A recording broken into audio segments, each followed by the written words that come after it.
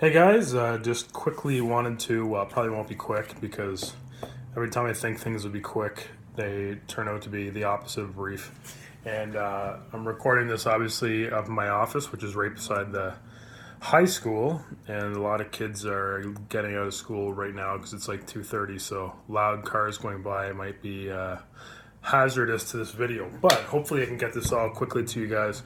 We wanted to try and get together, but just considering the fact that some people live, obviously Fergus and myself in Kitchener, and just getting away for evenings probably for the next month or two have to be minimal for me, aside from when it's mandatory. So anyways, I just wanted to go through a few things with you guys, and so I thought instead of schlepping us all off to one spot, just a quick video would hopefully be helpful. So this year for youth, obviously really excited. I would be lying if I didn't say a bit nervous because I'm like, there's a lot of stuff that I need to do, a lot of stuff that we could do with students, a ton of potential, but right now with Awana being on my plate, and with Sunday school, and with youth, and with just regular being a pastor or a director at a church, there's a lot of work. So any help I can get from you guys, you wouldn't even understand how appreciative I am. So thank you.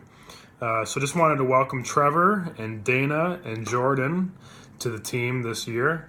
And then I've spoke to Lori Lichty and Charlene, and the two of them have said if there's a need for a night, for an event especially, if we need more people, they'd be coming, but they can't regularly make it, so that's fine. Excuse me.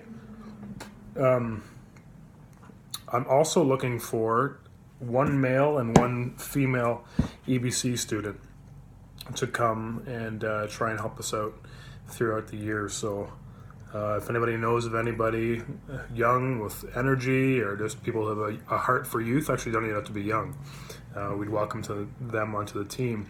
Our youth format for the year, I don't love it. I think it could probably handle, or it could probably stand to be a little bit different. But I'm a type of person that really, I try something a little bit different every week. So that might be bad for some people that like the exact same thing all the time. But I think just I'm constantly reevaluating things and trying to make things a little bit better. Being that we do things in the youth house, which everybody here I know has experience with, it creates sometimes tricky safety-wise issues with different rooms and kids being in rooms alone and all kinds of stuff. So everything will have to be continually reevaluated. But what we're aiming for is I'm going to do a 6 o'clock until 6:30 like hangout for kids. A lot of them are just hanging out anyways. So I'm just going to have like kind of an open door. You guys it's not necessary for you to be there. As of now, I think we can get away with that.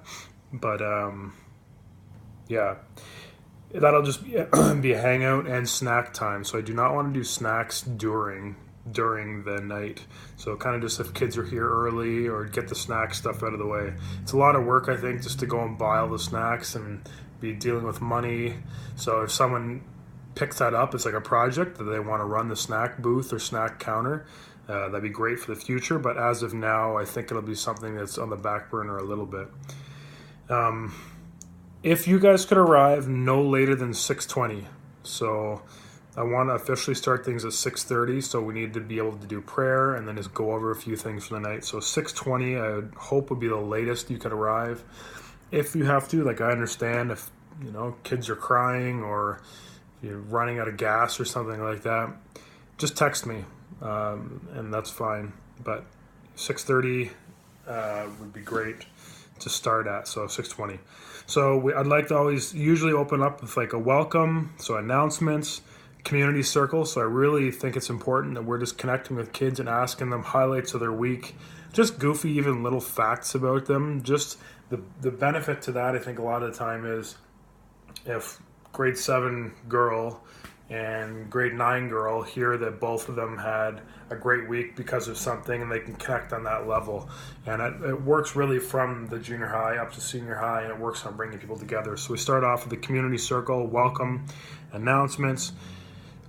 Trevor, I know you have musical know-how, so if you ever felt like even playing a guitar, and then if we could find some people who'd want to sing along. I know we've done YouTube worship, which I always found a little bit strange, but if the kids like it, then I'm down with it. So we'll do that. And then from about 7 till 7:30, I'd always like to try and do or get in the habit of doing a game either outdoors on the sports field or in the basement of the church.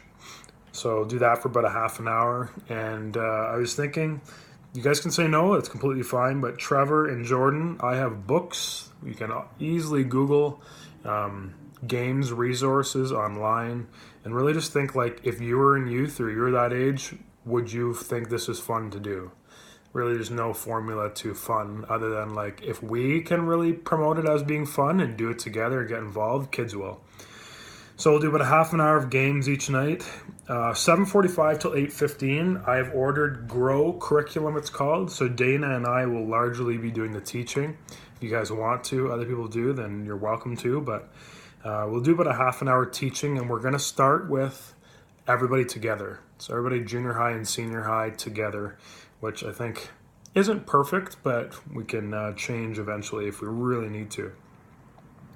And I'd like to teach, if we could, maybe in like the fireside room or somewhere, because it's just, I can't stand the teaching in the youth house. It's just too small and too hot a lot of the time. But again, we can reevaluate that as well. So I do about a 7:45 till 8:15 teaching, and then a prayer wrap up from like 8:15 till 8:30, and just hanging out with kids, connecting with them, chatting with them about their lives. So that's about it for a youth night. There will be a couple more things I wanted to highlight. Our first youth night, September 11th. I would have loved to, like I said, get together before that, but it's not going to look like we'll be able to. September 11th is just going to be a photo scavenger hunt. So apparently there's been, amazing races done in the past. But I think this year I will just write up on a piece of paper, or I can text it to you guys or whatever. Maybe like 15 things that they have to, within like a kilometer, that's probably pretty far, within a 10-minute radius walk of here, all different ways, maybe even especially to downtown Elmira, to go and in your group, hopefully we get like 20 kids maybe on our first night, make 4 groups of 5 people, and we can go out and take pictures, take a picture of people doing a pyramid downtown, take a picture with a stranger. I don't know if it's pushing boundaries, take a picture with a horse. Like I have a horse and buggy, that'd be pretty cool, but who knows if that'll happen. So photo scavenger hunt, and then we'll come back. So if you guys come with an iPhone or like a picture, like a phone that has Bluetooth sharing capabilities, maybe even if you have an iPad, whatever, and running shoes, because we're doing a lot of walking that night. Hopefully then we'll be able to come back, and then we'll be able to share the photos onto my laptop, and we'll have a good chuckle looking at the pictures. So that'll be our first night. So there's not a whole lot of planning with that. Just show up. What else do I have to say? Youth events throughout the year. Actually, let's pause. Youth nights can be taxing and tolling. I would like everybody to come 3 out of the 4 weeks of the month. And I'd love to be able to try and schedule like time off, because I was a youth leader for the last 2 years and it's tiring. I'm not going to joke about that or anything. So I'd like you guys to be able to take time off so we don't burn out. Youth events. So what I've planned here, I've planned pretty much the next 6 months. Hopefully it works with you guys. If not, well, that's my fault, I guess. One Tuesday a month we'll be doing an event. So not like a Bible study or teaching. For example, one Tuesday a month we'll be going to friends of ours have a pumpkin farm. And so we'll just try and organize rides and getting people there and picking pumpkins, and then there's a corn maze there. So it will be a bit tricky, I know, to get people there on a Tuesday night, like a school night, but with some planning, I'm confident we can do it. So approximately 3 weeks of the month, we'll be doing like a regular Bible study and games night, like we always do. And then the other one will be some kind of unique experience that doesn't follow the regular format, but that'll be all planned out and for people to know ahead of time. And then one weekend evening per month, an event. So that's either a Friday or a Saturday night. I usually aim for Saturday nights. And again, you You guys aren't required to come to everything. I just need to try and make sure we probably have a male and a female at every event, just for liability. So that will be once a month on a weekend night. Risk management stuff. I think I only have 2 more things to say. It's really the most annoying part, but it's the safety part. We'll have a training, I think, in the next month where, unfortunately, it is mandatory that you come, but it usually is pretty quick, about an hour. It has to be updated all the time. We do. Everybody does. So there'll be documents and stuff that are really redundant, but we need to do them to keep us and the students safe. So that will be coming up, and I'll get that to you. And the last thing I think I have to say, because we're at almost 11 minutes, is I really have plans to clean and paint the youth house. It's been painted on the outside, which is pretty cool, but I'd love to give it a facelift. So I'd love to try and get students involved with that. But if you look at this place and say, man, this place stinks and like it could take a lot of work, I agree. So yeah, I'd love to be able to strip it down inside, paint the walls, just give it a facelift. And I also want to be able to rent one of those like carpet cleaners or buffers or whatever, but I still have to look into where in Elmira or somewhere you can rent them. I remember when I was a kid, my parents would rent them like once a year when carpet was all the rage. So I'd love to be able to clean it, but not do it 100% us, because who has time for that? But trying to get students involved with that. So I think that's it. The biggest thing I guess I can finish off with is just saying it would be great to have 2 more consistent youth leaders. So if you guys end up, you're like, this is a lot of fun, and I was hesitant if it's actually fun after a couple weeks of coming and being a youth leader, and I know a friend or 2 that might be interested, we can never have enough youth leaders, or never have too many, I should say. So just even say to me, I think this person might be interested, or I got to go to EBC and try and find some students and get rides back and forth for them. But it would be great just so that everybody doesn't get burnt out and people can take breaks to be able to try and coordinate that. So I think that's it. I apologize for how long and drawn out this has become, but I really, really do think this should be a fun year.